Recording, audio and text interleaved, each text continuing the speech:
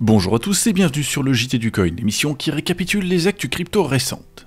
Et aujourd'hui nous allons commencer avec le jugement d'un des développeurs de Samurai Wallet. Pour ceux qui ne s'en rappellent pas, l'affaire a fait grand bruit en avril 2024 lorsque deux d'entre eux avaient été arrêtés suite à une accusation par la justice américaine de blanchiment d'argent à hauteur de 237 millions de dollars.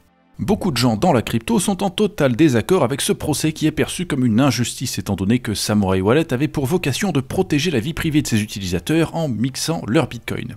Et sous cet angle, en ignorant tout le reste, on peut effectivement trouver la décision particulièrement injuste et dommageable pour les libertés des citoyens. Et en tant qu'ardent défenseur du droit à la vie privée, j'ai vraiment envie d'être d'accord. Cependant, on le sait depuis le début, les développeurs de Samurai Wallet étaient des branquignoles comme on en a rarement vu. Le condamné de cette semaine, Kion Rodriguez, vivait aux États-Unis, et son identité en tant que développeur de Samurai était publique depuis des années, tout comme plusieurs de ses collègues. Leur système de mixage reposait sur un serveur centralisé, possédé par eux et situé aux États-Unis. Ils ont déclaré publiquement sur Twitter accueillir avec grand plaisir les oligarques russes qui voulaient passer à travers les sanctions états-uniennes. Et leur propre publicité indiquait qu'une partie de leurs utilisateurs provenait des divers marchés noirs qui sont la cible numéro 1 du gouvernement états-unien en matière de cybercrime.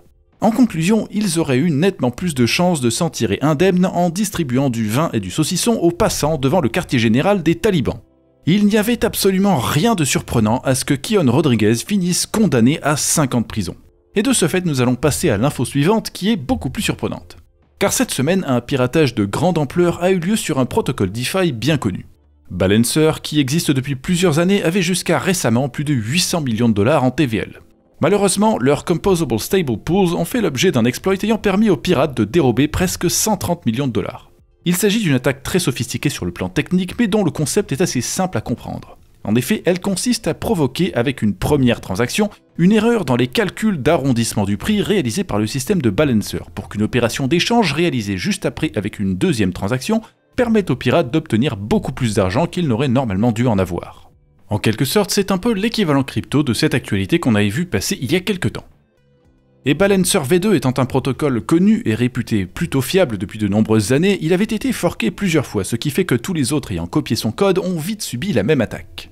Malgré tous les audits qu'il avait subis, le protocole Balancer n'était finalement pas inviolable, et c'est un rappel pour nous tous qu'en matière de sécurité informatique, il n'y a aucune certitude absolue possible.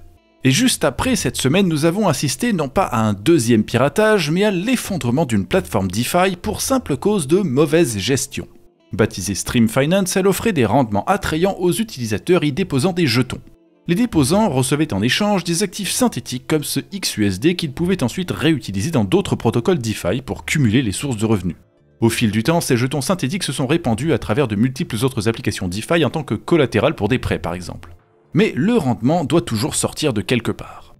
Et chez Stream, la page Comment ça marche est claire. Les stratégies utilisées sont multiples et incluent entre autres choses le trading de contrats perpétuels qui est comme vous le savez une activité risquée.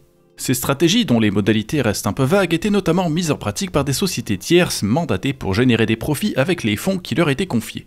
Tout cela marchait très bien pendant un certain temps et les utilisateurs ont déposé plus de 200 millions de dollars sur Stream jusqu'à tout récemment.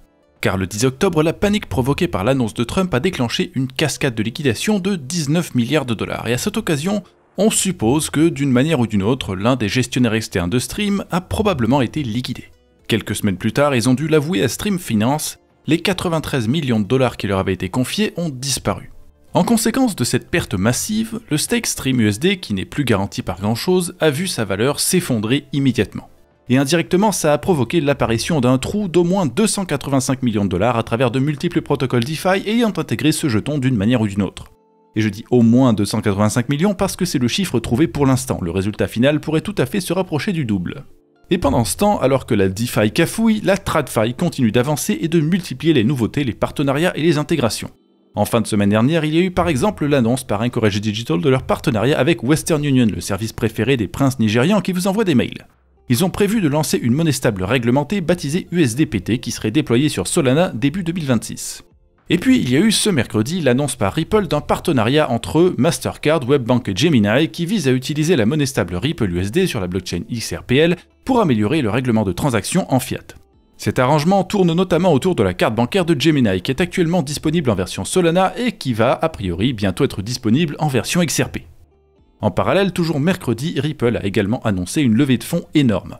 La société aux commandes du XRP Ledger a accueilli plusieurs nouveaux actionnaires qui ont collectivement déboursé la somme de 500 millions de dollars à une valorisation totale de 40 milliards, rien que ça.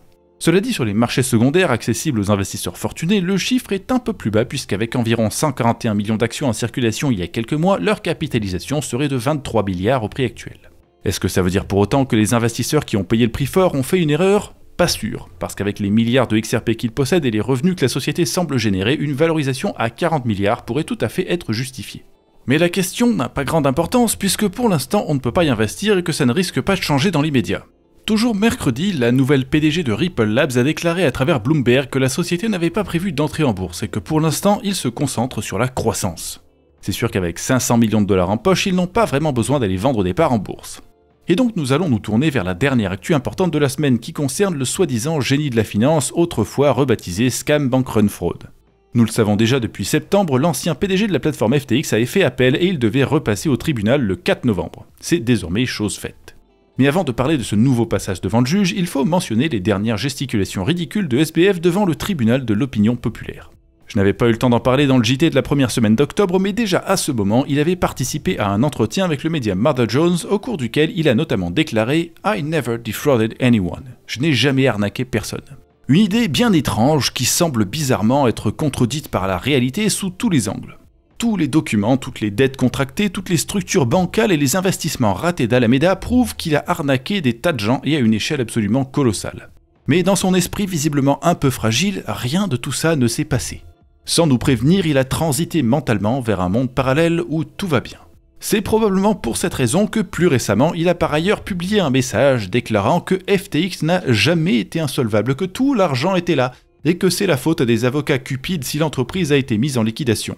Malheureusement pour lui, il est le seul à être à ce point en plein déni de réalité et l'écrasante majorité des réponses prouve pourquoi il a tort. ZachXBT et Adam Cochrane notamment ont rappelé deux faits importants. Premièrement, l'argent des clients FTX avait été utilisé par Alameda pour investir et les clients n'y avaient jamais consenti. Et deuxièmement, les prix ont changé et tous les créditeurs qui détenaient des actifs volatiles ont subi des pertes énormes. Après, on peut se poser la question.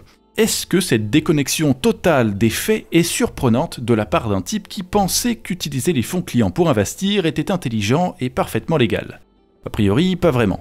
Ce n'est donc pas beaucoup moins surprenant que lors de son procès en appel, le 4 novembre, il est déclaré avoir été présumé coupable, soi-disant que le juge en première instance était totalement partial, qu'il avait décidé de le condamner depuis le début et même qu'il avait fait pression sur les jurés en leur offrant un dîner et un taxi gratuit. Malheureusement pour lui, cette défense complètement miteuse n'a pas l'air d'avoir marché face aux juges de deuxième instance.